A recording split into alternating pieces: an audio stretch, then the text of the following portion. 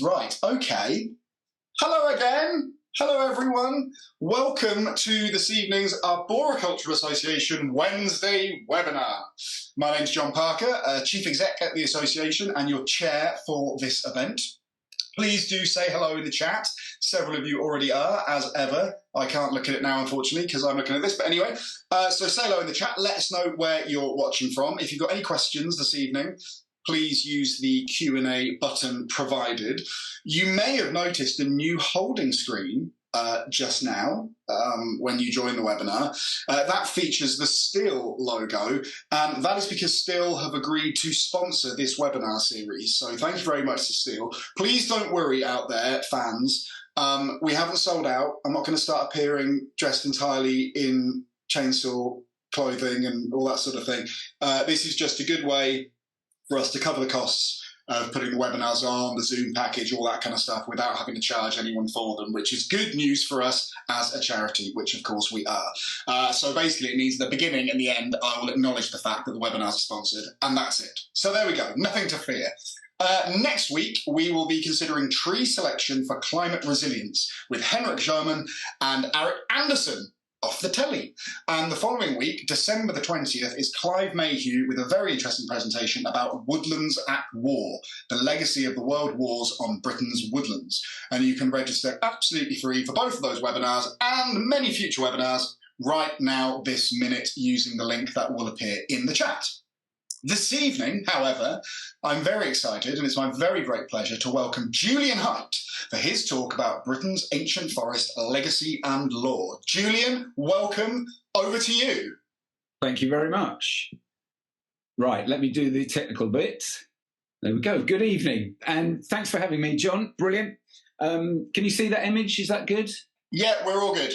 There should be a big picture of Wistman's Wood, famous oak woodland in Dartmoor. So hello, good evening, everybody. My name's Julian. I'm here to talk to you about my travels to photograph ancient trees, firstly around Britain, and then I made a rod for my back and went around the world and did the same thing. So I'm not an arborist, I'm not a botanist, I'm actually a graphic designer by trade, but I grew up on a housing estate in Surrey. And behind our garden, I'm going to tell you a bit of background about myself, how I ended up doing this. So behind my garden, there were 8 acres of woodland. And this is actually a photograph about me lying on my back taking a picture some years ago. It's pine. It's not, it was a plantation, but there was some oaks and birch and other native trees there. But what it did for me, as kids, we played, as well as playing in the street, we played in the woods. So we climbed trees, we had fir cone fights, good old-fashioned fun, not an iPad in sight, not a webinar in sight. And I think what it did, really, it just gave me a love of nature, and in particular trees. And being in Surrey, I wasn't very far away from Windsor Great Park either, which I'll talk about later, which also had a huge influence on me. But fast forward 30 years, I made my living as a graphic designer in the book trade. And I started working for a photographic archive called the Francis Frith Collection, and they've got thousands of photographs of Britain in years gone by, and you've probably seen them in the books, Your Town in Years Gone By, that kind of thing. So a lot of Victorian photographs, and that really gave me an interest in old photography because I was always interested in photography. And then I came across this image of the major oak in Sherwood Forest, which is possibly England's most famous oak. I'm sure many of you know this tree. It's an iconic tree. This photograph was taken in 1915. Beautiful old black and white photograph of a majestic giant oak, which we're kind of spoilt for in this country compared to the rest of Europe. So anyway, I saw this picture, and it sort of reminded me of when I'd been there on a school trip in 1976, age 11, and I dug through my old photo albums, and I found this old photo. This was my first tree portrait, 1976, age 11. That's not me in the picture. That's my school friend Jeremy. But I remember going to this tree and just being fascinated, not just by the tree, but by the stories that are connected to it. So, it's often known as the Robin Hood tree because it's in Sherwood Forest, and Robin Hood hung out under this tree with his merry men, trying to evade the evil sheriff. So we don't know for certain whether Robin Hood existed or not. There were certainly people like him living a similar kind of life, outlaws in the forest. But whether he existed or not actually is almost irrelevant, because the 500,000 visitors that go and see this tree a year are drawn there partly because of those old stories. And you find with these ancient trees, the stories and the legend that gets attached to them, it just sort of magnifies their magnificence, really, because, of course, we don't know how old they are. Estimates of this tree's age go from sort of 600 to 1,100 years, which is amazing, but such a margin for error. And, of course, we can't date them accurately without a known planting date or taking a core sample. But, of course, all our British ancient trees are hollow. So there's a big part of the picture missing there. So it's always going to be estimates how old these trees are. So, but what occurred to me, because I went back, this started as a bit of a hobby. I thought, I'm going to go and visit this tree because it rekindled those memories and the stories and the magnificent tree. So I went up there. I think this is about 2007. That's my young son, Harry. He won't thank me for this photograph. He's over 6 foot now. But what I learned from the old photographers is always try and put somebody in the picture, because it just gives you a sense of scale then. Otherwise, if you see a photograph of a tree, it just looks like a tree. You put someone in it and suddenly, wow, you get that wow factor of how big these trees really are. And this is one of our giant oaks of Britain. It's over 11 metres in circumference, which is just phenomenal, really. But what occurred to me, comparing these two photographs 100 years apart, there's imperceivable change. You can easily recognise that tree. It's got the same shape, the same character. It's lost that lower right-hand limb. Part of the natural process was an ancient tree growing down, but you can easily recognise it. 100 years apart, that tree's barely changed. It's probably a bit fatter than it was 100 years ago, but pretty much it's easily recognisable. And this just made me think, well, this really gives these old photographs really give a bit of visual dating. They help, they don't confirm it, but possibly if that tree hasn't changed in a century, maybe it is a millennial tree. The old saying, 300 years young, 300 mature, 300 in decay, the life of an ancient oak. So, I like to hold on to that. It's not proof, but it just gives us a little bit more, it gives some visual dating there. And I know a guy involved with the AA, Reg Harris. You may have seen his webinar that he did, which was specifically on this tree. He's got a whole collection of just the major oak. It's probably the most photographed oak in the country, where you can really see how the tree's changed over 100 years. I've got half a dozen photos of this tree, but Reg has got a whole collection which show all aspects of it. Which is also really useful in the arb world for arboriculture, that kind of thing. So anyway, this sent me on a journey around Britain, because I was thinking, well, what have we got? What are the biggest oaks? What are the fattest oaks in Britain? And I found an old photograph, another old photograph, and I started to visit these trees and photograph them. It became a bit of a hobby. And actually then became a total obsession. And I ended up going around Britain seeing as many of these trees as I can. And I know there's lots of other people that do this as well. It's not a bad hobby, to be honest with you. It's a sort of alternative tourist trail, if you like. This is the fattest oak, apparently one of the fattest oaks in England. It's called the Bowthorpe Oak. It's in Lincolnshire. This tree is 12.5 metres in circumference, so it's even bigger than the major oak. And we can looking at this tree. It's got you can see it's got that squat bowl shape. This is an old pollard tree, a working tree, and on a manorial estate, I always find these trees on a manorial estate as close to a dense woodland. We've got this idea that Britain was, we all grew up with this idea that Britain was covered in dense forest, but actually these big old oaks don't grow in a dense forest. I'm sure most of you know that. They're open growing trees. They love the light. They won't grow to this size and age if they're stuck in a dense wood. So I went to visit this tree, the Bowthorpe Oak, And it was a manorial estate. It's now a farm. It's not lost on the farmer that it's the fattest oak in England. So she charges, I think it was £2.50 then to go and visit the tree, which is fine. I only had £2, but she let me in anyway, which is very nice of her. And by this point, I was thinking, because I was in publishing, I was thinking, there's a book in this, the stories, the history, the legend, and just the magnificence of these old trees. And so she took me into the farmhouse and she showed me this old photo and this is basically the whole village coming out a century ago, all in their Sunday best, having their photographs taken under the magnificent village tree, So, and there's a reason why these trees survive. They're not just there. They've had what I've found, what I think is that there's three reasons why our ancient trees tend to survive. One is that it's had a working value, So in this country, pollarding wood really, or fruit trees, that give people a living. So the trees are sort of earning their keep. But here we can see that it's also a meeting place. These trees are landmarks. They're meeting place. They've been there in the community. The community icons, if you like. The whole village here has come out to have their photo taken. I just think that's fantastic, And I'll come on to the third reason in a second. Okay, so we're down in Kent now, and this is apparently the largest maiden oak in the country. This is called Majesty. Again, it's on a manorial estate in Fredville Park, Nonnington. It's 12.2 metres in circumference, again, completely hollow. And although it's not a pollarded tree, it is starting to grow down in its decaying years, So the interesting thing about this tree is that on the estate, the army in the Second World War, they commandeered the house, put the troops in there, and one soldier didn't put his fag out properly or something, and the house got burnt down.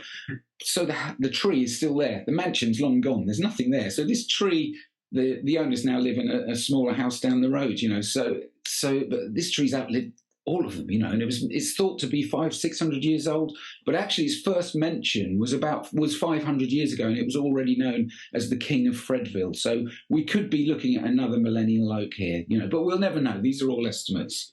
But I like to think so anyway. And so as well as looking at old photographs to follow these trees, I came across a book that some of you might be aware of called Silva Britannica, which was written in the early 19th century, 1830s. And that was pre-photography.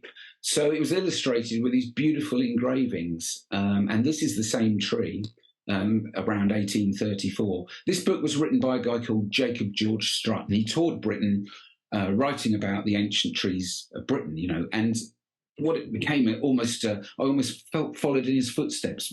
And many of these trees are still there, 150 years later, or more, 170 years later, a lot of those trees are still there, and they were giants when he was writing about them. So there's another bit of visual dating for you, if you like.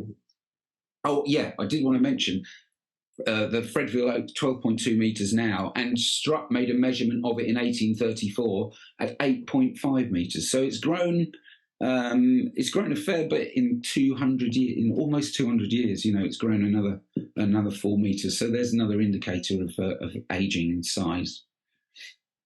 Okay, so I have got a problem in that I call myself an oakaholic, which was a term coined by a man called David Berg, who's no longer with us. He was an American.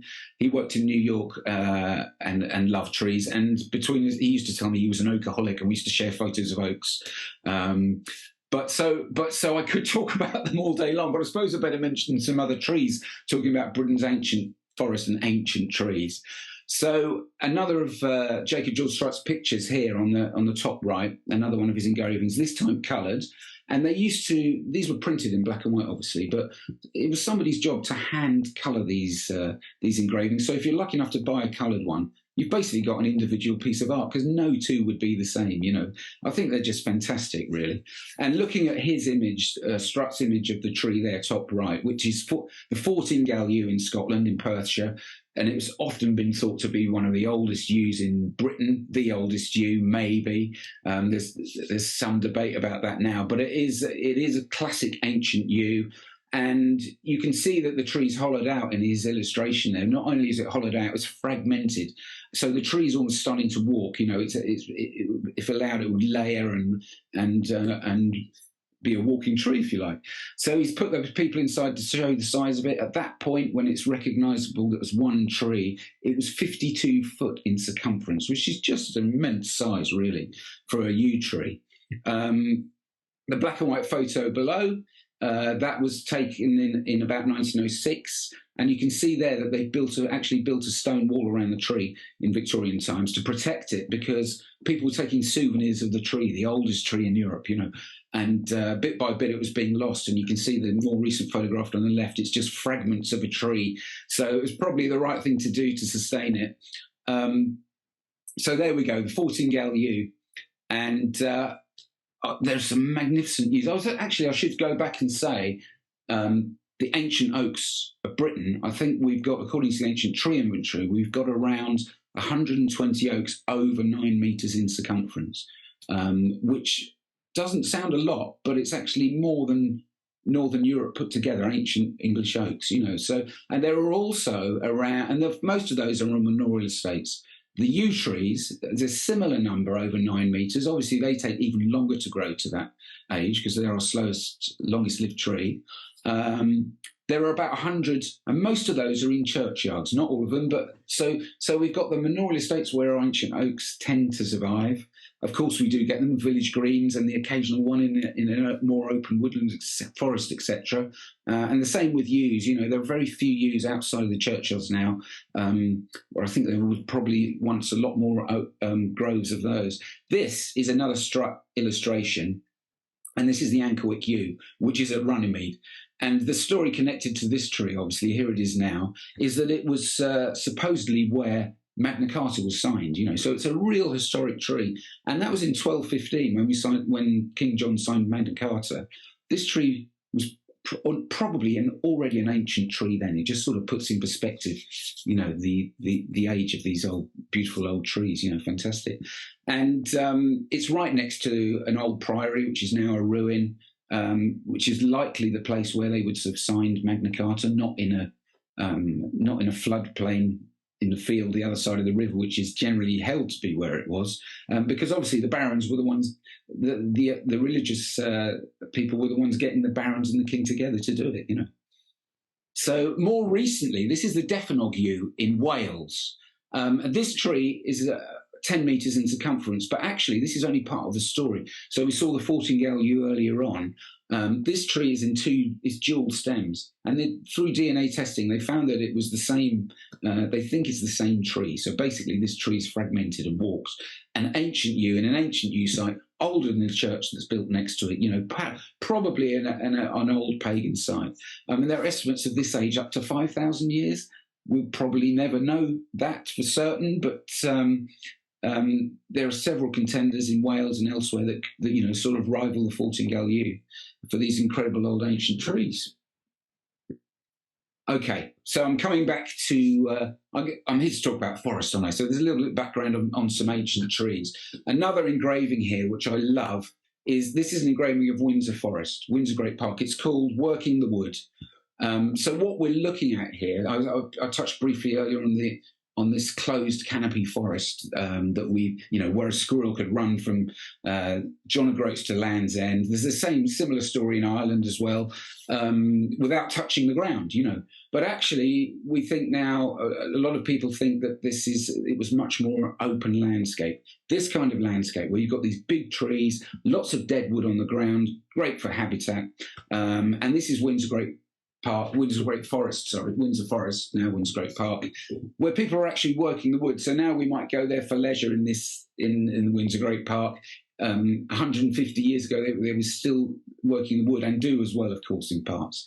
But I think that's a really good illustration of our ancient forest, if you like, this wood pasture landscape where, our big old oaks, they like to be open. They want the light. They want the big domed, they grow into a big domed tree, and they can't do that in a dense woodland. So we know at Windsor, and we think it's probably the best place in Europe for ancient oaks. simply because it's had that time and space, and it's still got that open aspect, which we look at as parkland these days, you know. So here's a photograph of Windsor now, showing that open landscape, big trees in an open landscape. And what keeps the landscape open is grazing animals, of course, and they've still got the herd. They've got herds of red deer there. It's just this is a snapshot of old England, which could have been taken if we had photography 500, maybe 1,000 years ago, you know, and it's still the same now. And it just gives a really good idea of that open landscape where these big trees can grow, the animals graze amongst it, and a little bit of the scrubland where natural regeneration can happen for the next generation of oaks. This is closer to me. I live in Frome, by the way, in Somerset. This is in Bristol, an old manorial estate called Ashton Court, which is now run by the council. And a brilliant thing about that is that people can go and visit, and they've kept the parkland open. There's still a herd of red deer at Ashton Court, and there they are. During the rut, a couple of years ago, this fellow's heard rounding up his harem amongst the giant oaks, you know. And this is the whole point about ancient forests, really. The first time forest was coined, I think, was by the Normans. It's from the Latin, meaning forest, literally outside. It was a demarcation of land where they wanted to hunt. And this is perfect hunting land. You couldn't ride a horse through a dense wood, but you could bolt through here, you know, through the big old trees. Right, we're going back to Windsor now, which is where I sort of really started my journey with ancient trees. I remember it from a kid, just driving through the main road that goes through Windsor Great Park, and you've got these giant old oaks either side. And as a kid, that really fired my imagination, you know. And like, how old are those oaks? What stories could they tell? That's, you know, that the same old thing that people always ask at first. So looking here at Windsor, you can see the photograph on the left. They've got longhorn cattle, which sort of emulate that old grazing, slow-moving grazers to keep the landscape open, but not too much like sheep would, so that nothing regenerates, you know. And I found this old engraving, the tree on the right, the black and white tree there, and it was called Conqueror's Oak in Windsor Great Park, and it was named after William the Conqueror. So Windsor was the first royal forest started by the Normans after the conquest of Britain, and he built his first castle, which would have been a wooden motte and bailey at that time, around 1087, and made Windsor his first royal forest. And that was a demarcation of land for the hunt. So that was William saying, get off, that's my land, that's where I want to hunt. And this tree was named after him, thought to have been planted by William the Conqueror himself. Maybe it was, we'll never know the answer to that. But I went to Windsor. I met Bill Cathcart, who was working there at the time. He's retired now, and he agreed to show me around the forest because I told him, you know, I want to write a book about ancient trees and include Windsor. So I said, do you know where Conqueror's Oak is?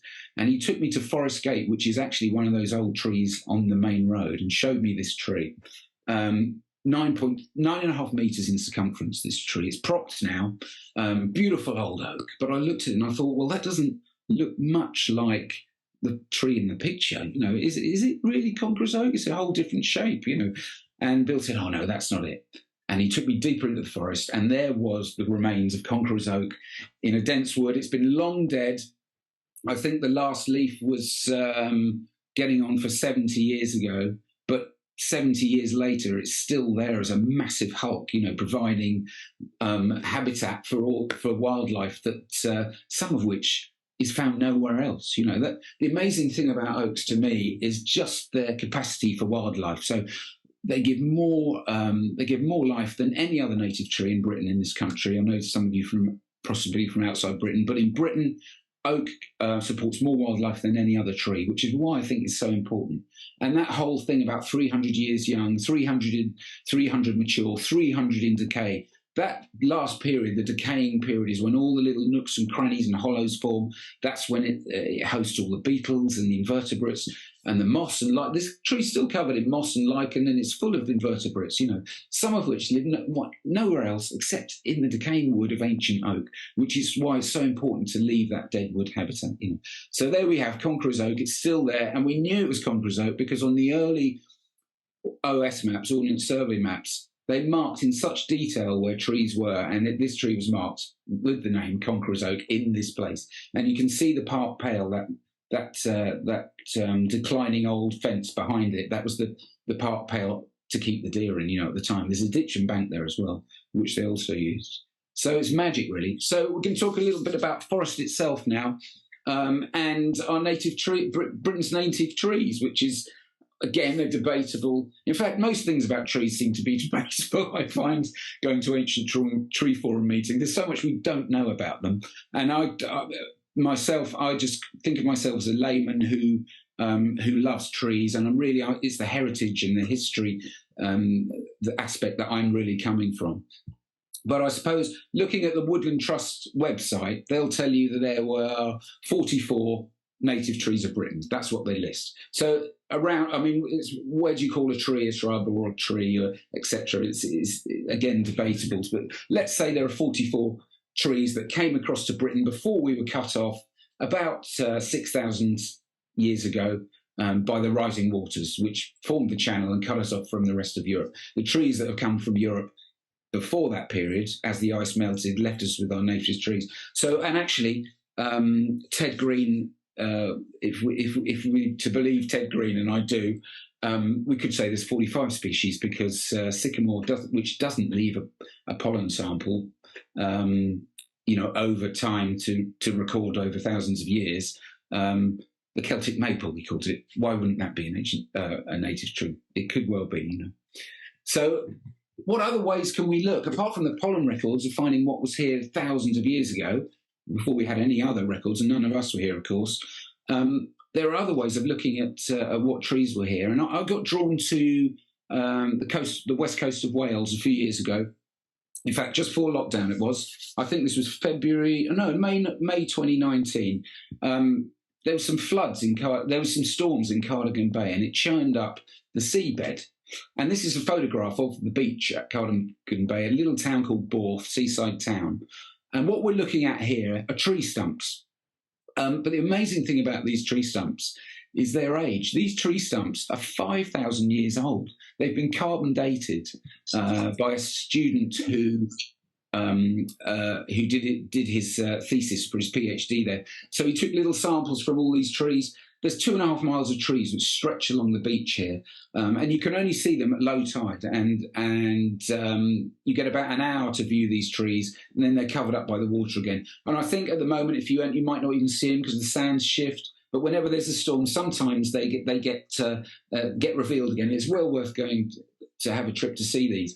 You can actually touch the wood, and it feels like wood. And you can see the tree rings. It's amazing how they've been preserved for 5,000 years. So this is what we're looking at here is a picture of a forest of a woodland, a forest at Borth, and through dendrochronology, they found there's oak, pine, birch, willow, and hazel. So and dated to 5,000 years ago. So we're looking at, we know pine was still in Wales at that time, because we think of pine being a Scottish tree now, not native to England, but it was still here at that point, before it migrated north. Just fantastic. Another little example here. This is off the Norfolk coast, and the same thing happens. There's a storm, and for the first time, what we're looking at here is they call it Seahenge, because it looks a little bit like Stonehenge. It's oak stumps in a circle with a huge upturned oak stump in the centre. And this was uncovered off the Norfolk coast near Hunstanton. And people called it Seahenge. Obviously, it looks like Stonehenge, but actually that outer wall, from recreating this, they thought it was almost like an enclosed wall. So it was probably collecting that. It was probably protecting that ancient stump, which they think was used for incarnation. So they would have put someone important who died on the stump and let the elements and the birds and the animals deteriorate the body, basically. That's the way at the time.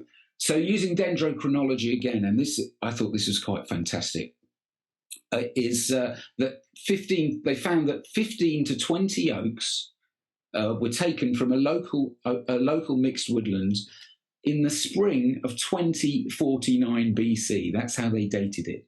So people were working the wood 4,000 years ago in a fairly big way, So we obviously followed the grazing animals, which came in after the vegetation and the trees. So we've sort of been a part of that, I think, working the trees here in Britain since the last ice age, pretty much along with everything else. You know, we've been a part of that as much as anything else. It's just fantastic, really.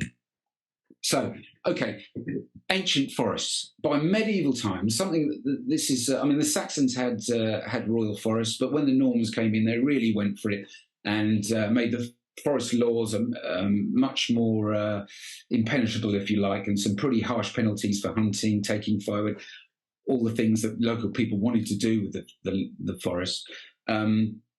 This is a little snapshot of Britain's forests. By medieval times, apparently there were about 250 royal forests across England, which is huge tracts of land. Almost a third of the country was set aside for the hunt, for the pleasure of the monarch. You know, unbelievable, really. So I'm zooming in on the west of England here, where I live. Right in the centre there is Frome, and this is something that fascinates me. That's my local forest, and this is just like an illustration of what we have here. My local forest is Selwood Forest, so I record trees for the Ancient Tree Inventory, especially in this area. So I'm looking for ancient trees that were part of that ancient forest, if you like, you know, living links to that forest. That's what they are. It's fantastic. But what we can see here, right the way up from Bristol, at the Bristol Channel at the top, we've got a band of forest starting with Kingswood, going through Chippenham, Melksham, Selwood, which is where I live in Frome, Gillingham, Blackmore, Cranbourne, across to the Cranbourne Chase and New Forest. It's almost a continuous band, you know, this forest here. Doesn't mean it was this continuous band of a dense woodland, but it was, this huge area of royal forest. And what was important historically is this is the area where the Saxon advance of Britain, when they invaded, stopped for about 100 years. You know, we know that historically. Before, and it halted here, and it wasn't necessarily because it was a big dense band of forest, but it was historically important geographically. It was like the last stand of the ancient Britons, if you like. Just fantastic, really. So here's an old map drawn by Saxton in 1579, and I've ringed the area that he's marked as Selwood Forest. And you can almost see the way it's been depicted there, that drawing, that looks like a wood pasture open. It's not a dense wooded landscape. It's a wood pasture open wooded landscape, if you like. You know, so it's really interesting to take these old images. Right, I'm going to tell you a little story now, because I love this. There's a wood near me called Black Dog Wood, which is in Selwood Forest. Here's just a couple of examples of trees from Black Dog Wood. There's a beautiful old pollard oak on the left-hand side. It's about 5.5, 6 metres in circumference. You can see that it hasn't been pollarded for a long time. It's a lapsed pollard. It probably was stopped being worked, when coal came in, and we stopped pollarding trees as a necessity so much. So it's a pretty top-heavy tree, but a very impressive old oak. On the right-hand side, there's a yew tree, and that's about the same size. I think it's 5.5 metre girth yew. So nothing magnificent like the anklet yew we've been looking at. But what is important about this tree is actually it's a bound tree. It's a boundary tree. It's put there to mark the boundary between Somerset and Wiltshire, and it is right on the border. And on the old maps, it's marked as a boundary tree. You know, so boundary trees are really important before everybody read maps and had Google on their phone and all that kind of thing. We'd actually walk the bounds, and the parish would walk the bounds and beat the bounds, and sometimes the children too, with branches to drum into them where the boundaries were, you know. So this is one of those boundary trees.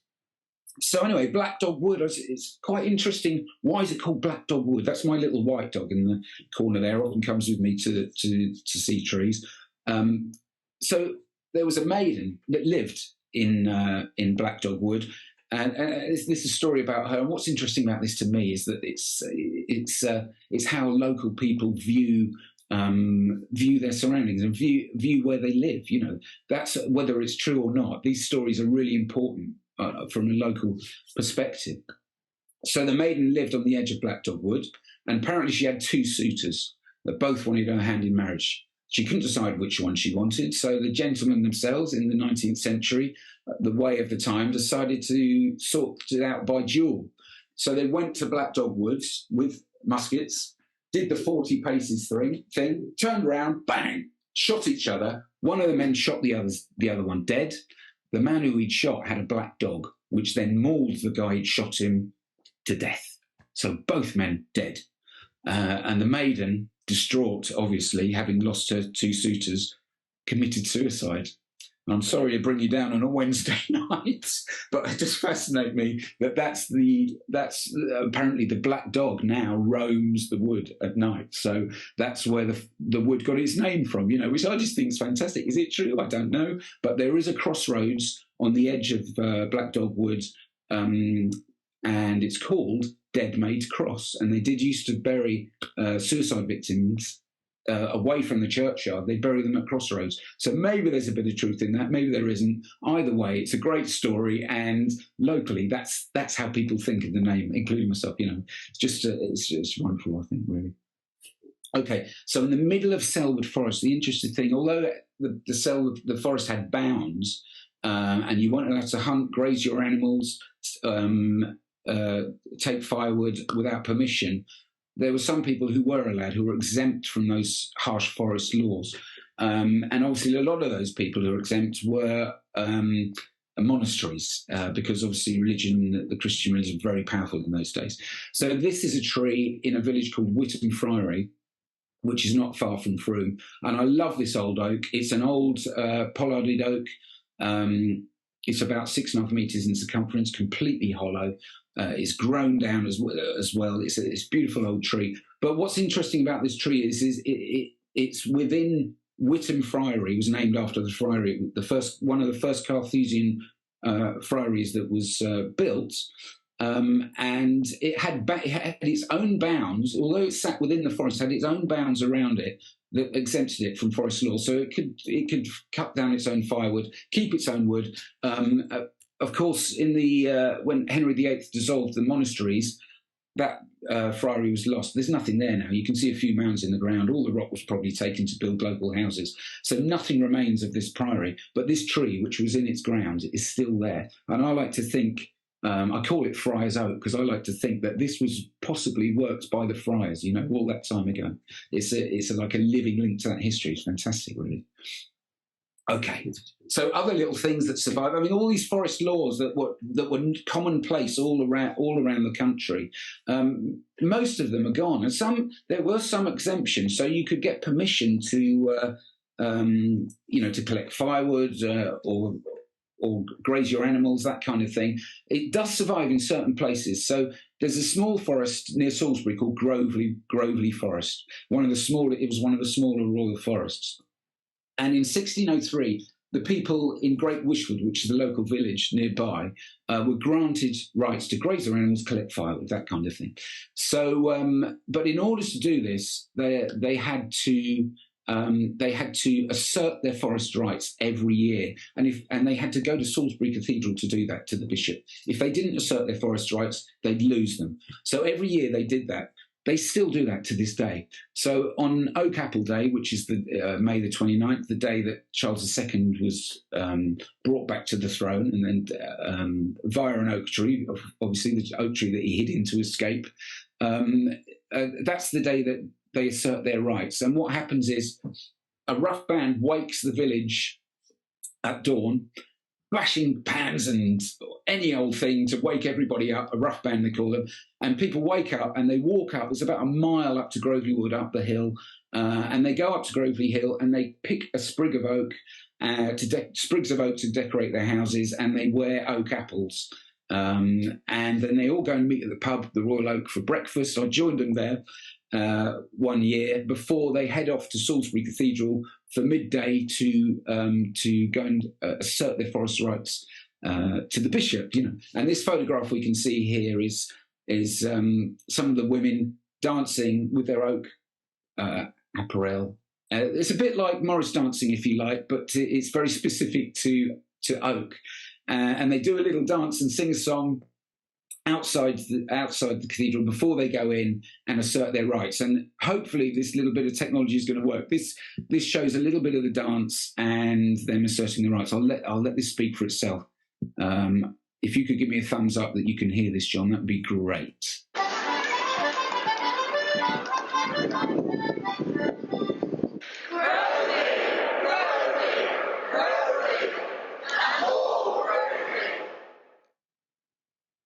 Well, hopefully you heard that. They go into the cathedral and they shout, "Grovely, Grovely, Grovely," and all Grovely. And that's it. Their forest rights are asserted for another year.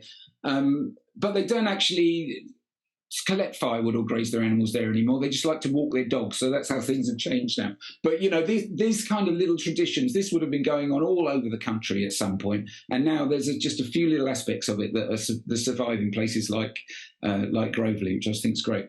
I'm just going to mention, after I wrote a book about Britain's iconic trees, I didn't know what to do with myself. So I decided to travel the world, and I ended up going to 39 countries on a shoestring and see what fantastic trees that were awaiting me there. And I'm not going to go through all those now, but what I want to do is bring back something that I think I learned from that to Britain about our own trees. So my first journey was to New Zealand. That's where my family are from originally, actually, before they came to England, almost backwards.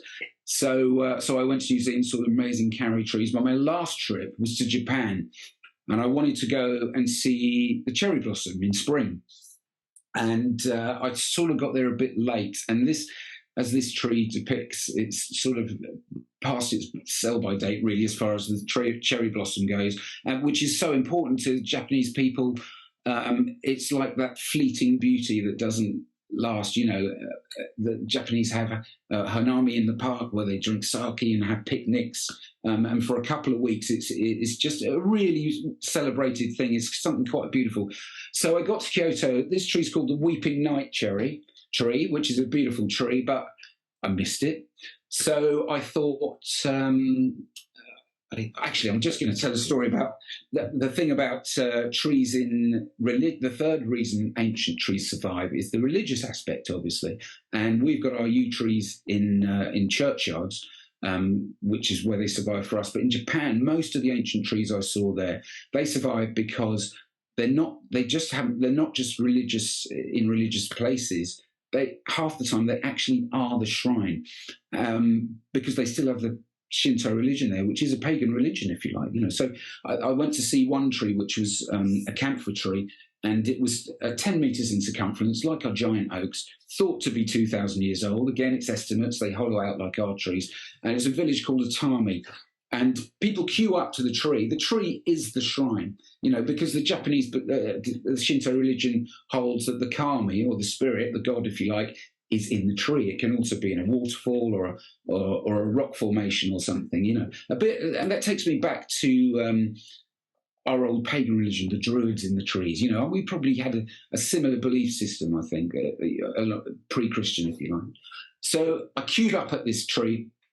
I queued up at the tree to see what people did, and they queued up and they pray. There were 2 claps, 2 bows, then they make a prayer about the thing that's worrying them at that time, and do a lap of the tree. And apparently, for every lap of the tree you do, it adds a year to your life. Which is another bonus. So I did a few laps before I left, but apparently I'd gone the wrong way around the tree. It takes a year off, which is why I've gone grey, I think. I don't know. But it just brought back to me, I think this was, that is pagan worship with nature, if you like, in action. And it just seemed so natural, and it was such a wonderful thing to behold. In this country, I'm sure we had a similar thing going, a very long time ago. So anyway, in Japan, I'd seen quite a few trees. I felt I hadn't quite done enough. I had one day left, and I went from Kyoto to Tokyo. When I got to Tokyo, I'd missed the cherry blossom there as well, because you can sort of follow it. It's called Sakura Zensen. You can follow the cherry trail as it goes from north to south, if you like, because it goes with the climate, So I knew there was this wonderful cherry tree, supposed to be the oldest cherry blossom in Japan, up in the Japanese Alps in Hokuto, the main island. So I got to my hotel room. It was pouring rain. I looked at the app for the trains, and there were 5 train journeys to get to see this tree. 2 minutes between each train. I spoke no Japanese. All the signs are in Japanese. So I went to bed thinking, no, I'll just see the sights in Tokyo. It's not worth it. I probably won't make it back. But I got up in the morning, put my rucksack on, went for it. Going around in my head, obviously, I decided overnight to go. Every train was bang on time, 2 minutes between each train, no problem. And I just counted the stops. And I got to this little town called Hokuto, and I was going to hike the last 5 miles to see the tree. And it was absolutely torrential rain. And I had a big rucksack, nowhere to leave it. There in the car park was a taxi driver, a Japanese taxi driver. So I went out to him, tried to explain that I want to go and photograph this tree. He couldn't speak any English. So I showed him my camera and I said sakura, which is one Japanese word I knew, cherry blossom. And he got his phone out and showed me a photograph of the tree. Of course, he knew it was local. He took me to see this tree and he lent me his umbrella. He wanted 3,000 yen. I only had 2. He took that and took me anyway, lent me his umbrella, and we got to see the oldest cherry blossom in Japan. And it's called Yamataka Zyendai Sakura. It's named after one of the first Japanese emperors. It's 12.8 meters in circumference, to give you, it looks pretty small here, but that's a 12.8 meter circumference tree. Absolutely phenomenal. And it's sort of, in a way, you can almost recognize our old oaks with that. And we started with a photo of the major oak in Sherwood, which again is propped at every angle, just like this one. Look at the care that's been put in retaining this tree. It just takes the will sometimes to do it, because it's such an important tree. And of course, because it was up in the mountains, it was cooler, it was in full blossom. So that was just a magnificent moment for me. And it's thought to be 2,000 years old, but again, like our oaks, they don't know. It's estimates, hollow trees, but just wonderful. It taught me a lesson just to go for it, if you want to do something really. So you can't go and look at the biggest, the oldest, and the tallest trees in the world without going to the US, because in fact, specifically California, pretty much, and into Oregon, where they've got the tallest, biggest, and fattest trees. In the biggest and the tallest trees in the world. So there's me standing in the Senate, which is in Sequoia National Park up in the Sierra Nevada mountain range. Put myself in the photo just to give some sense of perspective. So if there are any American viewers watching this, I'm sure you know well that these trees are giants. We all know they're giants. I mean, we've got them in the UK. They were introduced here about in the mid-19th century, and to us, they dwarf our native trees. They look massive, but our sequoias in this country are babies compared to these guys. It's just quite something else, really. And this apparently is the biggest tree in the world. It's called the General Sherman. Let me just check the size of this tree. It's 31.3 meters in circumference, absolutely ginormous. And it's not the fattest tree in the world. It's not the tallest tree in the world, but there's more timber apparently in this tree than there is in any other tree in the world. 1,486.9 meters square of timber. So there you go. Although it's not much of a very good timber tree, apparently. It's interesting that they named this after General Sherman. Most of the old giant sequoias are named after generals, like the bloodthirsty General Sherman, who fought the Indian Wars. And I'm sure if he'd come across this tree, it might not even be there, because I know the soldiers used to wrap heated girders around some giant sequoias to bring them down. Of course, so many of them were logged, but up here, just fantastic. Get there early, because there's a lot of people go to visit this tree. If you get there early in the morning, it's fantastic. Just wonderful. So because they're the biggest trees in the world, everyone thought must be the oldest trees in the world. And the interesting thing about giant sequoias to me is that they show no senescence. So they're redwood trees, of course. The tannins in them, they're so full of tannins, it gives them that red colour. It also helps preserve them. So you can actually take a core sample of one of these trees, if it hasn't been burnt out and hollowed by fire, and get to the year dot, get to when this tree was planted. And I think General Sherman is around 2,000 years old. So that what we know from that scientifically is that trees can live for 2,000 years old. And there's one further, not far away from this tree, called the President, which actually isn't as big, but it's been core sampled to 3,000 years old. So that says that trees can live that long, So although our trees are estimates, it just gives you a little bit more. Well, maybe our oaks are 1,000 years old, Maybe they are.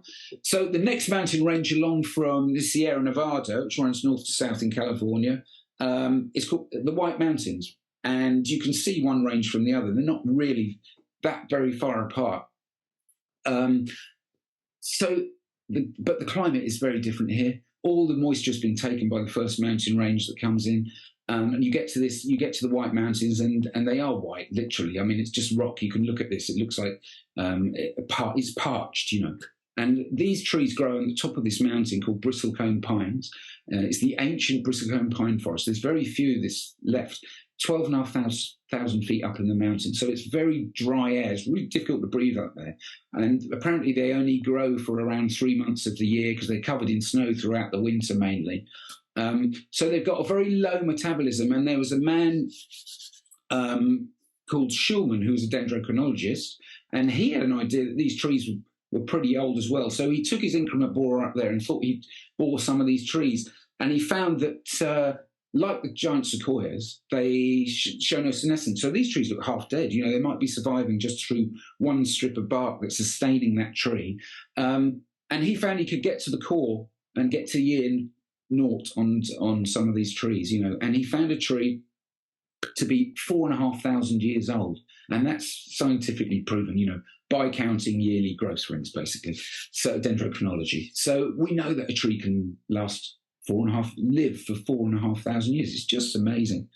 And he had an assistant called, he called about 100 of these trees, 120 of these trees, and got varying ages, but I think the oldest was 4,500 years old.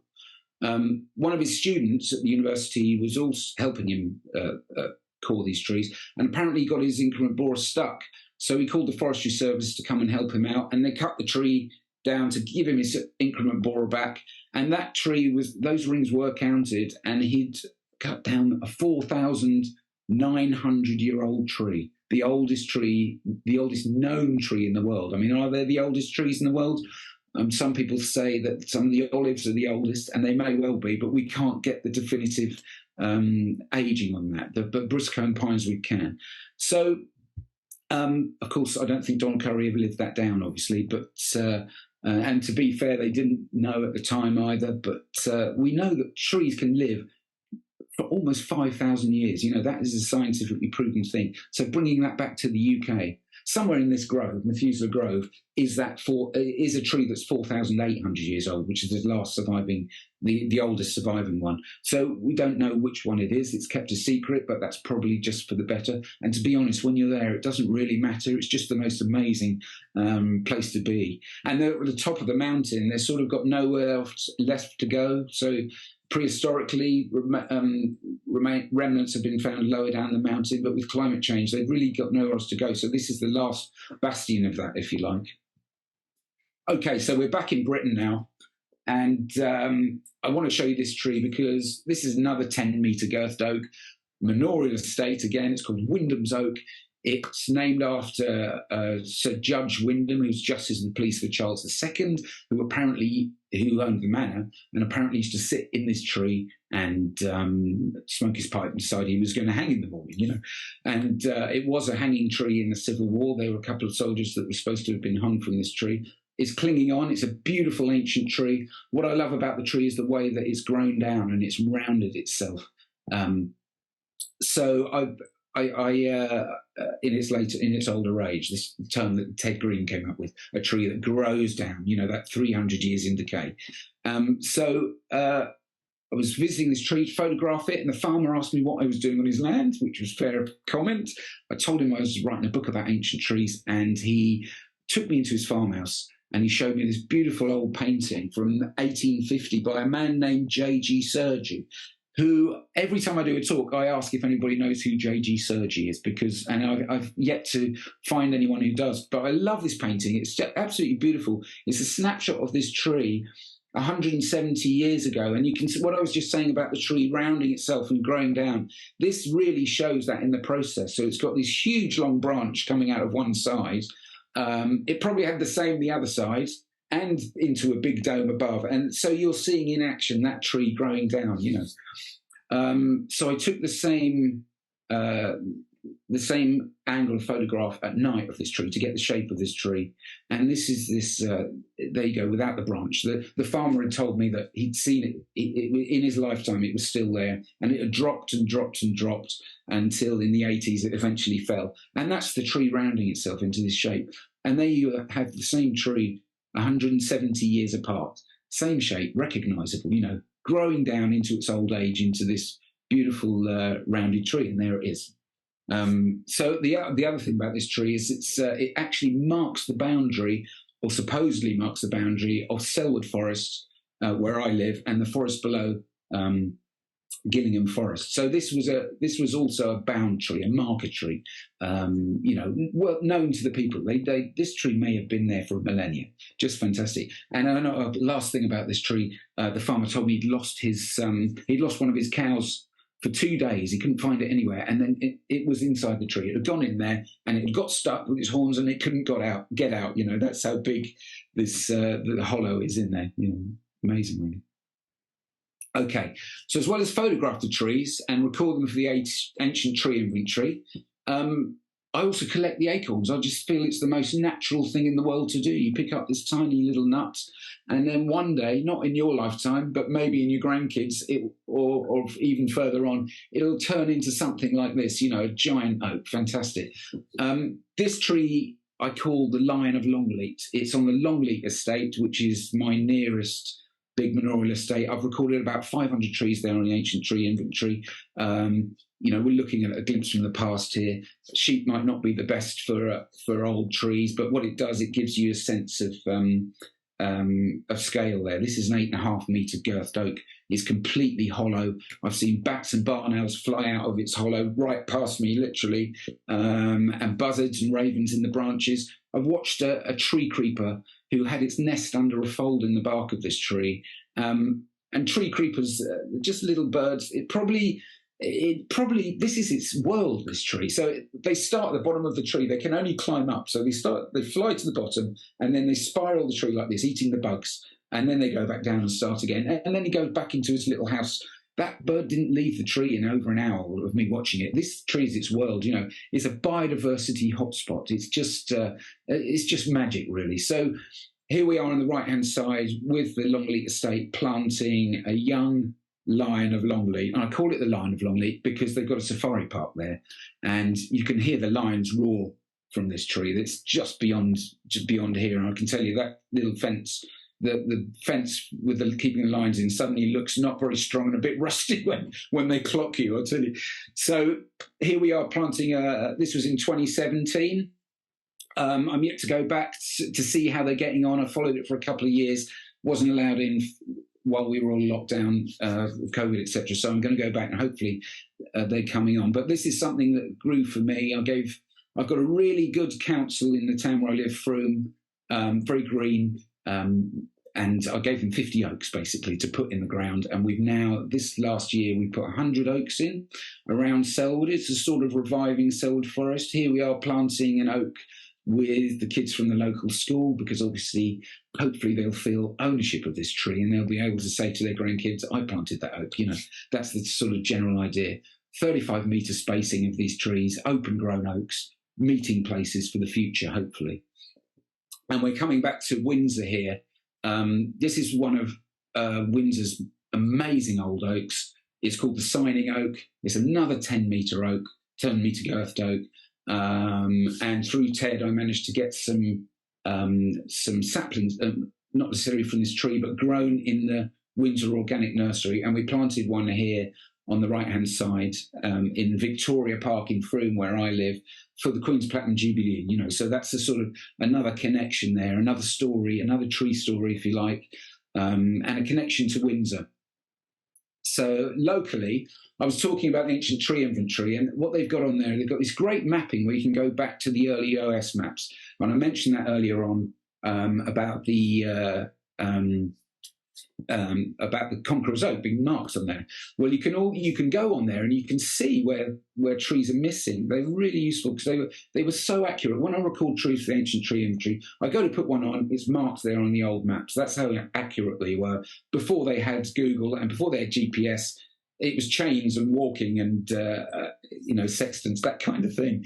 So the image on the right is an aerial photograph, and you can see those red circles without trees in them. If you look at the old map on the left, you can see where the trees were. And it became clear that there was once this big circle of oaks. So this is a local estate near to me, Marston Estate.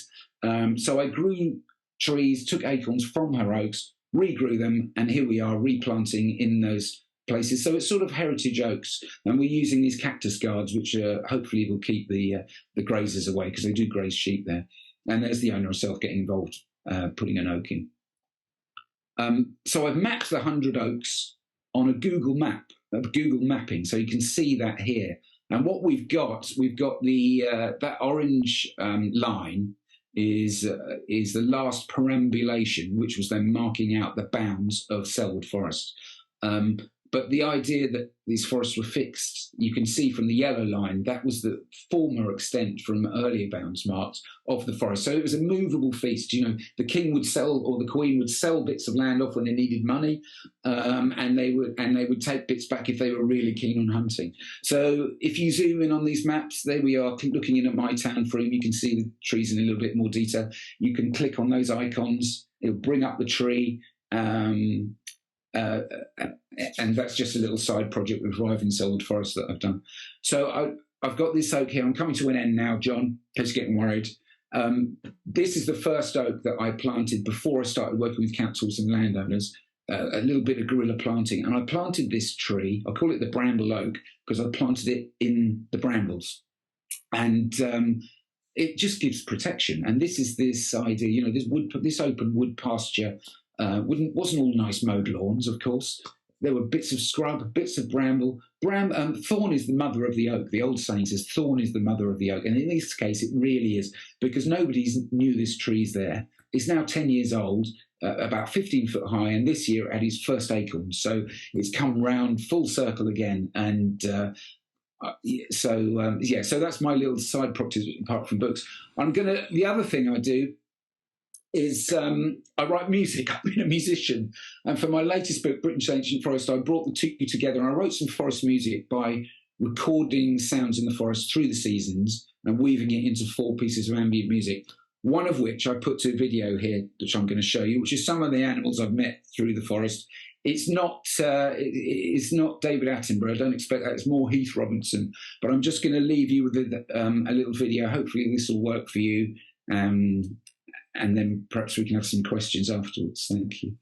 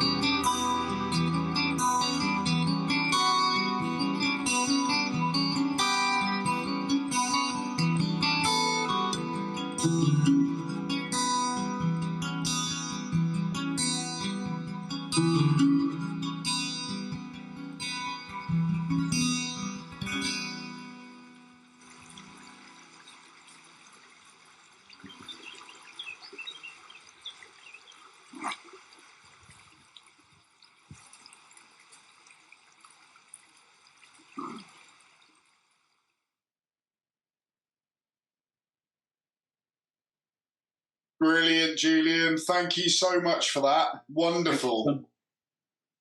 Lots of love for that talk and for all the amazing photos and for the music. Good work. We always like a little bit of music if we can get some music into a webinar, so thank you for that. Where are we? We've got time for a few questions. If you've got any more questions, folks, please feel free to put them in using the Q&A button. Catherine's got a good question, which is where/how do you find these old maps that show the trees and woodlands? Right, okay. I use the Ancient Tree Inventory website, basically. So if you put Ancient Tree Inventory into the Google, it'll come up. It's run by the Woodland Trust. And the first few, you can type in any place, so your town where you live or wherever you want to look. And then, but you can view... it's got different maps, so you can change the map view from Google to Ordnance Survey to historic mapping, and it's those historic maps, and it's all overlaid pretty much perfectly, you know. So there, basically, that's where I'd look. Brilliant, thank you. And a few people have put in the chat, the National Library of Scotland's been mentioned by a couple of people. There's also a good resource, depending on where you are in the country, called Know Your Place. They certainly cover around Gloucestershire, around where we are, but it's the same thing. You can overlay old Ordnance Survey maps with Google Maps. That's a really great resource, and you can lose hours and hours of your day looking at those old maps. Good stuff. And Julian's also put a link in the chat to get his book, which you absolutely should do as soon as you've bought and read Ted Green's book. Okay. Absolutely. What else was I going to look at? Rob's asked if you've got any tales about the Royal Forest of Dean. That is included in my book. That's nearer Rob. No, actually, it's probably between the two of us. If it wasn't dark, I could see the Forest of Dean out of my window. Of course you could. Yeah. Of course you could. Well, the amazing oak that I've got old postcards of the Newland oak, which was the giant oak at on the edge of the Forest of Dean there. I think that's the well, actually, there is quite a good story that I learned from Windsor. So the first recorded planting of oaks on a big scale was at Windsor Great Park. I'm coming back round to the Forest of Dean for this, and that was by Queen Elizabeth I, you know, and they were worried about oak because obviously they needed them for the ships. Shipbuilding at the time, and they'd also heard that the Armada were planning to come around up through the Bristol Channel and burn down the Forest of Dean because that was a great supply of oak for ships. And they did actually find an actual order that was specifying that, so their fears were sort of proved, you know. So I thought that was quite fantastic. So the Newland oak in the Forest of Dean was one of the largest oaks ever recorded. It fell within living memory, actually. I'm not sure if it was the 50s or the 70s. The stump still remains there, but the tree's gone now, fortunately. But we've got those old photos, like a record of what was there, you know. Brilliant, thank you. And of course, Forest of Dean in Gloucestershire, which, as everybody knows, is the finest county in Britain. What else did we have here? So Mirko's asked a question. It's a long question, so I'm going to try and sort of summarise it a bit. But really, no, Sarah, no other counties are available. It's all about Gloucestershire. Mirko has asked about all those ancient and veteran trees we've got in Britain, and how much do you attribute that to the fortunate sparing of British soil from the devastation of the world wars? What would you attribute all those ancient trees to? Sorry, could you repeat that? Apologies. Basically, why have we got so many ancient trees in Britain? Mirko suggested, is it because we avoided the wars, really, you know, in terms of a land war in Britain? I think compared to Europe, that's probably a big factor, but it's also a cultural thing, and it comes down to the wood pasture landscape, the ancient forests, the manorial estates. Really, I mean, that's what I put it down to, because when they tend to end up in common land, they tend to go because people need to use them. Maybe that's part of it, but it's definitely that. I mean, when I was in Germany and you go to wood pasture landscapes, they often call them over there English style garden. You know, the open oak growing, the parkland, if you like. So it was obviously known in Europe to be the English style several hundred years ago. You know. Yeah, and Merck has also suggested it might be to do with the role of the royal and church estates, which sort of prevented people going in and protected them that way. Yes, so very much. Enclosures and prohibited access is obviously the way to go. So, I mean, very disappointing. Jill Butler says this a lot, but although it was not his intention, William the Conqueror is sort of responsible for preserving a lot of that ancient treescape, if you like, in Britain. You know, although he probably didn't intend to. It's still there 1,000 years later. Some of it, you know. But, yeah, because you had to get off my land, basically. we don't endorse that position here at the Horticulture Association, of course. And also Ted Green in his book Tree Time, available from the Art Association bookshop now. Ted has always said he thinks one of the reasons is also the abundance of coal in Britain, which meant that we didn't necessarily need to rely on wood fuel as much as they did in mainland Europe. Ted said it, not me. Oh, no, so there we go. Right, okay. What was I looking at now? Paul suggested that the photo with the village in their Sunday best, who've all come out in front of the ancient oak, is there no moves by the locals to reenact that? To get them all together. This is all about community engagement. What tricks can we use to engage people with these amazing trees? Well, that's interesting to say that, because there's also a story about that tree, the Bowthorpe Oak, and it's recorded in Jacob George Strutt's book. And apparently 30 people, they managed to fit 30 people inside the tree, because in Victorian times they quite often had tea parties and they'd set up benches and drink tea and that kind of thing. So they managed to get 30 people in there. And in, I think, it was 2015 that I was involved with the Tree of the Year competition with Woodland Trust. And they made a TV programme, and that tree was one of the contenders, the Bowthorpe Oak. So they tried to reenact, see how many people they could get in the tree for the TV programme. And they didn't quite manage 30, and they had little kids on shoulders, you know, as well. But perhaps people were a bit thinner then, I don't know.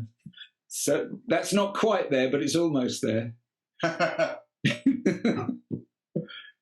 So we've got to try and wedge in as many people as we can into trees. That should be the way we measure them, shouldn't it? How many people can we cram in something? Yeah. That should be a new measurement system. Where else was I looking? So this is a question from an anonymous attendee. Dun, dun, dun. Who is it? We'll never know. Is ancient tree conservation, for the beauty and ecological importance of these trees, something new, or was it also practiced many centuries ago? Do we think that ancient tree care and management is something that's a very old tradition? Gosh, that's a hard question. I mean, well, they were celebrating them 100, 200 years ago, more than that, you know, but also I think as a religious thing, I think trees were always revered in that sense, maybe thousands of years ago, you know. Tree care, I don't know, that's a difficult one. Perhaps some of your arbs can tell us about that. But I mean, we've always worked trees, that's the thing. We've always worked them, haven't we? Pollarding, coppicing, shade for animals in wood pasture, they've always been so important. Fruits, I mean, you know, the ancient olives aren't there just there. They're there because they've provided a living for people for thousands of years, aren't they? You know, So I think it's like a symbiotic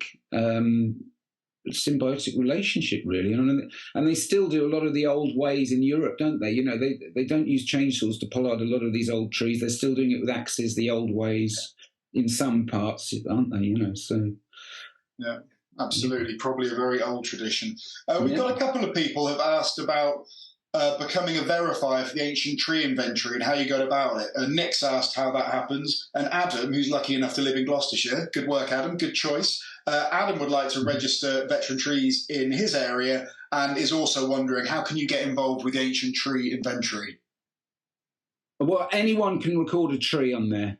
So it's open access, basically. So anybody, if you've got a favourite tree, you basically generally measure it at chest height, note the species, and takes a photograph of it, and then GPS, you can accurately place it. You can even use the satellite images and you can see the actual tree on there and plot it online. So anybody can put a tree on there, and then it'll be verified by a local verifier. So I'm one for my area. There aren't that many people verifying, I don't think. I think they could always do with some more, and that would be down to the people at the ancient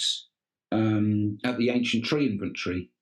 So you'd be best to get in touch with them, and you could do that through the website. Great stuff, thank you. Right, there's two kind of similar questions, but I'm going to ask them both because I like both of them. First of all, Gavin has asked, is there a particular tree in the world which you're desperate to see in person? And if so, which one is it and where is it? Oh, good question. I mean, I've been all over the place, but I still have barely scratched the surface, to be honest with you, which is great. Even in this country, I keep finding more trees to go and visit, which is brilliant. I did want to go to Lebanon, see the cedars of Lebanon, because there aren't many of them left, actually. And I was planning to go out there at the time I was planning to go there, I was advised not to go. It's too dangerous to go, basically, with a camera and all the gear and everything. So I'd really like to go there, but also Madagascar. I didn't make it to Madagascar, where they've got all 5 species of baobab tree. I'd like to go there and see that as well. Mm-hmm. And the widest tree in the world, which is in Mexico, in Oaxaca, isn't it? And it's there's debate whether it's one tree or whether it's a multi-stemmed tree now, isn't there? So I've seen pictures of that. That looks like an amazing tree. Incredible, yeah. And that's somewhere where they had the whole village come out, all the kids join hands, and as their photograph taken around, yeah. Awesome. And the similar question is, Sarah's asked, if you had a chance to revisit one of the trees you've met, which one would it be and why? Well, I do that quite a lot, actually. I do go back, and I go by species. So there's something magic about ancient oak for me, and English oak. And I don't know if that's because I was born here, or there's just something special about them. I think the favourite trees are the ones that I suppose. So locally, that line of Longley, that means a lot to me because not a lot of people seem to go there, and I've seen it regularly through the seasons, that kind of thing. I'd quite like to go back to see the major oak soon because I haven't been there for a long time, and I'm not hearing good things about it either. It's not in the best of health, apparently, is it? Which is a real shame.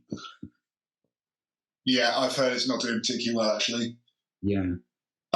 Where are we now? Oh, I've got time for a couple more. So again, some of these quite similar questions, but I like. We're going to get some definitive answers out of you. Nick is asking, what's the most memorable tree of all the trees you've ever seen? What's the most memorable one you've seen? I suppose the cherry blossom in Japan, because of leading up to it, trying to get there and thinking I wasn't going to, sweating all the way in the train, and then getting there in the pouring rain and thinking I wouldn't get my flight back and all that. So there was a bit of, it was touch and go, but it was just fantastic to see it and wondering whether it would be in bloom or not, So that would be one to go back to, actually. I had just amazing time in Japan, actually, because it was incredible to go and look at the trees there. Yeah, maybe that one, yeah. I have to say, of all the photos, and I've seen a lot of your photos before, but of all the photos you showed, I think that cherry in Japan was the most amazing one for me. I thought that was incredible. And I wasn't very pleased with the photo when I got home because it's never the same as when you're there looking at it, is it? Do you know what I mean? But there's nothing. I mean, it's so hard to take pictures of big trees and then show people because they just go, "Oh, that looks big," and you go, "Yeah," but you just can't get it across, even if you use a person in it, can you? Yeah. Emma's asked if we should be doing more pollarding to increase the longevity of new trees, so younger trees maybe that haven't been pollarded before. Should we be looking to do more pollarding to extend the lifespan of those trees? Interesting. I mean, I don't really think I'm qualified to answer that, but I have realised that we've been working on a book about Windsor, which I don't know if I'm allowed to speak about it yet, with Ted and Jill and some other people. And we've looked at all the old trees in Windsor Great Park, and interestingly, some are pollarded, but most of the ancient ones are maiden trees. and they've grown down on their own, so sort of naturally entrenched, I suppose, if you like. So, and I know if you go to Burnham beaches, those old beaches, they think maybe the life of those trees has been doubled because they've been pollarded and been in that cycle for so long. But maybe Windsor's the best place in Europe for ancient oak. Perhaps there are 9 trees over 8 meters in circumference in Windsor. So that's a lot in one place. So, but most of those aren't pollards. That's the interesting thing. So, so is it the pollarding that keeps them old? It can do, but they left to their own devices, they tend to retrench as well. Because obviously, it's not all of them that are going to live to that age, is it? A bit like us, really. Some of us are lucky. Need a bit more pollarding is what we need. Yeah.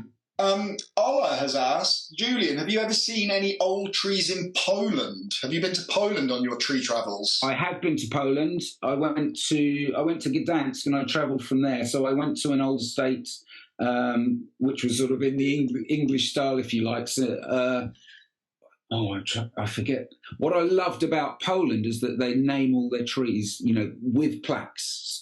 So a bit like Czech Republic, where they're protected, and that's wherever you go to see these old trees. They're known, they've got protection on them, and that's something that we desperately need for ancient trees in Britain, I think. Mm-hmm. And I know Woodland Trust are working on that to try and make that happen, because really they got no protection. The protection is that they're on an old estate or something, or a TPO isn't really. We all know that that's, they help, but it's not going to protect it. So maybe something along the lines of what they do in Europe with protecting their trees as monuments, because that's what they are. They're living monuments, aren't they? So I think that's something really important. And I was really impressed with that in Poland. So I have been to Poland once, yeah. And lots of great stuff going on in Poland. Everyone should visit Poland because it's a wonderful country. Yeah. Following on, I guess, from what you just said, what have we got? We've got a few more minutes. Chris has asked, what rules or law would you like to see introduced to protect these trees? Well, either like something along the lines of what they do in Europe, or maybe something along the lines of our historic buildings, So we could have maybe tier 1, 2, and 3, something like that. I think, these are living links to history, aren't they? There's the buildings aren't alive even. A lot of these trees far exceed their age as well. So I went for a meeting at a House of Lords with a group of people. Rob McBride was there, somebody from the Woodland Trust, all different people from walks of life to do with trees, and we managed to have a meeting at the House of Lords, and it seemed really positive. And the Baroness who arranged it all said she thinks this could go through, this because it's not party political. So all people from all walks of life love trees. She thinks this really could have legs. And then COVID came and it all stopped. But now the Woodland Trust have picked it up, which is probably a better thing because they're taken seriously as a body. So I'm hoping they're going to get somewhere with that, because we really don't have anything, do we, apart from the national planning policy framework, which doesn't seem to always work, does it? So yeah. And obviously we've got our tree preservation order system as well, but as someone's commented on the chat, it's a decent system but needs to be properly resourced. We need to be properly supporting our tree officers who are actually responsible for upholding that system. Right, 2 more questions we're going to do. One, a technical question from Bill. Are you using digital cameras or are you old school? What are you using to take all these wonderful pictures? Okay, well, I am old school, but I do use digital cameras. I use digital cameras because I suppose the ease of doing it, really, and I can just put it straight into. I haven't got a dark room, so I use digital cameras. It would be nice to do it the old ways, but I can skip about with a digital camera on my back, and I can plug it straight into my laptop and get pretty good results, I think. Yeah. And you can just take loads of pictures as well, can't you? And pick the best one, which makes it a lot easier sometimes.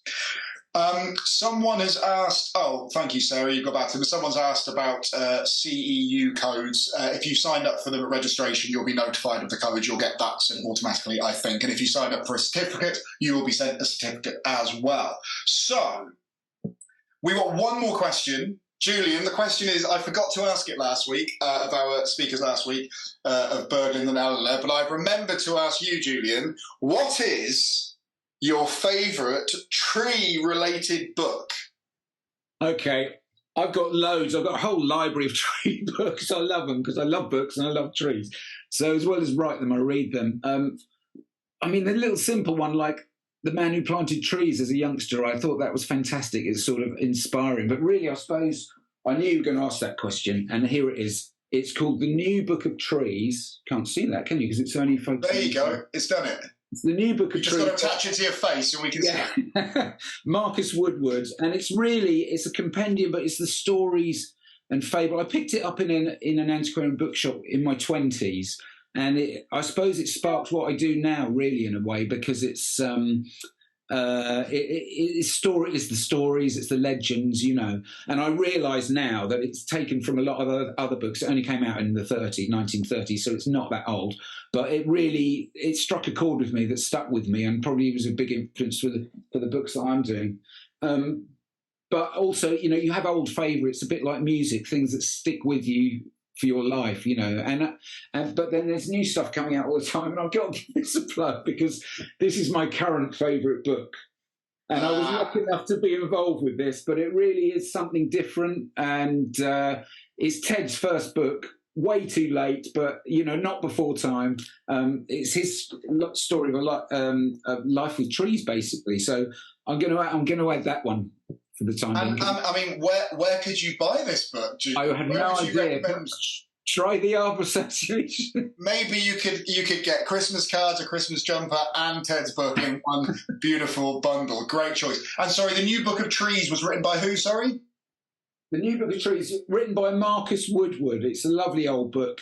My copy's falling apart now, and but it's got some great old stories. Really, a lot of them. A lot of the old ways in there, if you like. So it's little tidbits. It's nice. It's great. If you're lucky. Fantastic. I'm just putting in the chat because people always ask. There we go. So, Julian, thank you so much for that. It was absolutely brilliant, and we've still got more than 400 people who are watching after an hour and a half. So we obviously did something right. People often ask. We had about 530 or something odd, I think, probably watching all together. So it was a very substantial event, and it was well worth it. So thank you, Julian. Thanks everyone for watching. That's great. Appreciate it. Yes, it was wonderful. And you're wonderful, Julian. Thank you. The audience, you're all wonderful. Thank you very much. And thank you, Sarah, for giving up your evening to assist with running the webinar. Thank you to our sponsors still. See how I do that? I'm going to get used to that. It's not weird at all. And hopefully you will all join us next week for a tree species selection for climate change. And then the following week, woodlands at war. So please do sign up again. We very much look forward to seeing you very, very soon. Enjoy the rest of your week and stay in touch. Nice to see you. Cheers, Julian. Bye. Bye. Bye.